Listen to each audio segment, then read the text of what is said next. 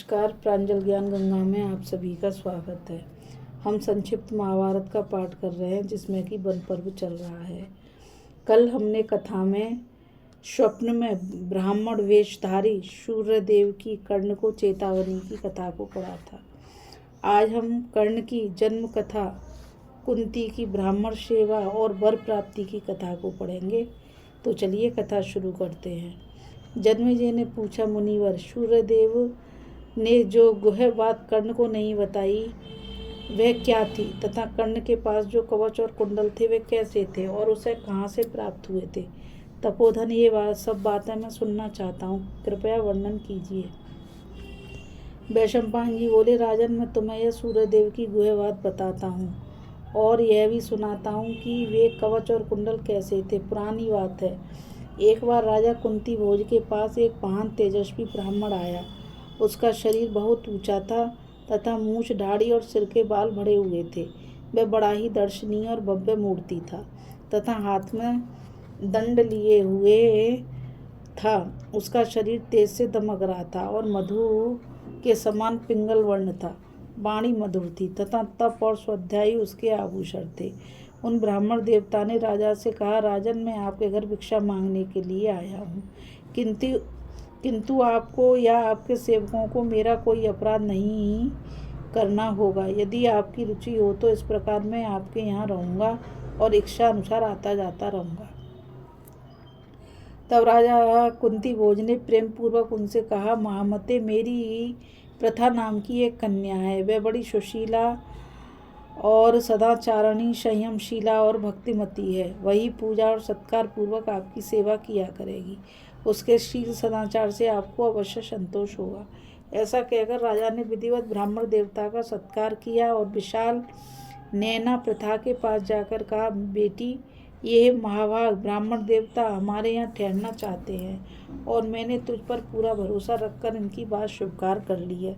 अतः किसी भी प्रकार मेरी बात को झूठी मत होने देना। ये जो कुछ मांगे वह चीज बिना अन्न खाए देती रहना। ब्राह्मण परम तेजो रूप और परम तप स्वरूप होते हैं। ब्राह्मणों को नमस्कार करने से ही सूर्यदेव आकाश में प्रकाशित होते हैं। बेटी, इन ब्राह्मण देवता की परिचर्या का भारी इस समय तुम्हें सौंपा जा रहा है। तुम नियम पूर्वक नित्य प्रति इनकी सेवा करती रहो। पुत्री, मैं जानता हूँ कि तेरा बचपन से ही ब्राह्मणों के, गुरुजनों के, बंधुओं के, सेवकों के, मित्र, संबंधी और माताओं के तथा मेरे प्रति सब प्रकार आदर युक्त बर्ताव रहा है। इस नगर में अथवा अंतपुर में ऐसा कोई पुरुष नहीं जान पड़ता जो तुझसे असंतुष्ट हो। तू वृषणी वंश में उत्पन्न हुई शूरसेन की लाडली कन्या है। तुझे बचपन में ही प्रीतिपूर्वक राजा शूरसेन ने मुझे दत्तक रूप से दे दिया था। तू वसुदेव जी की बहन है और मेरी संतानों में सर्वश्रेष्ठ है। राजा शूरसेन ने ऐसी प्रतिज्ञा की थी कि अपनी प्रथम संतान में आपको दूंगा। उस प्रतिज्ञा के अनुसार ही उनके देने से तू मेरी पुत्री हुई है। सो बेटी, यदि तू दर्प, दम्भ और अभिमान को छोड़कर इन वरदायक कल्याणकारी ब्राह्मण देवता की सेवा करेगी तो अवश्य कल्याण प्राप्त करेगी। इस पर कुंती ने कहा, राजन, आपकी प्रतिज्ञा के अनुसार मैं बहुत सावधान रहकर इन ब्राह्मण देवता की सेवा करूंगी। ब्राह्मणों की पूजा करना तो मेरा स्वभाव ही है। इससे आपका प्रिय और मेरा परम कल्याण होगा। ये चाहे सायकाल में आवे, चाहे सवेरे आवे, चाहे रात में आवे और चाहे आधी रात के समय आवे, इन्हें मैं किसी प्रकार कुपित होने का अवसर नहीं दूंगी।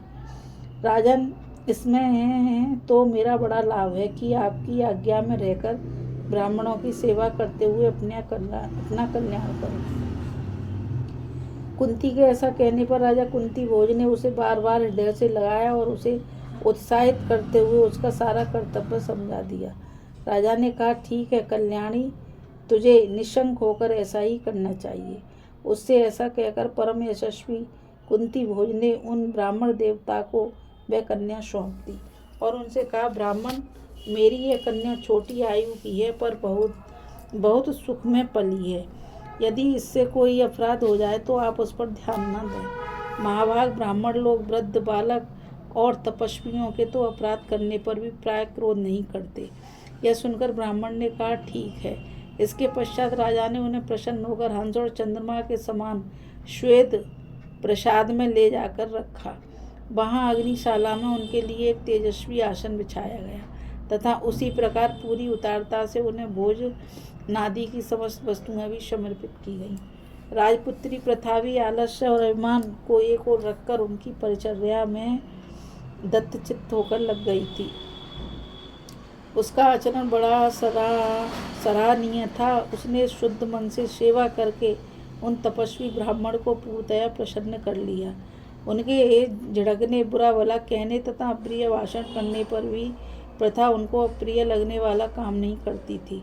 उनका व्यवहार बड़ा अटपटा था। कभी वे अनियत समय पर आते, कभी आते ही नहीं और कभी ऐसा भोजन मांगते जिसका मिलना अत्यंत कठिन होता। किंतु प्रथा उनके सब काम इस प्रकार कर देती मानो उसे पहले से ही उनकी तैयारी कर रखी हो। वह शिष्य, पुत्र और बहन के समान उनकी सेवा में तत्पर रहती थी। उसके शील, स्वभाव और संयम से ब्राह्मण को बड़ा संतोष हुआ और वे उसके कल्याण के लिए पूरा प्रयत्न करने लगे। राजन कुंती भोज सायकाल और सवेरे दोनों समय प्रथा से पूछा करते थे कि बेटी, ब्राह्मण देवता तुम्हारी सेवा से प्रसन्न है ना?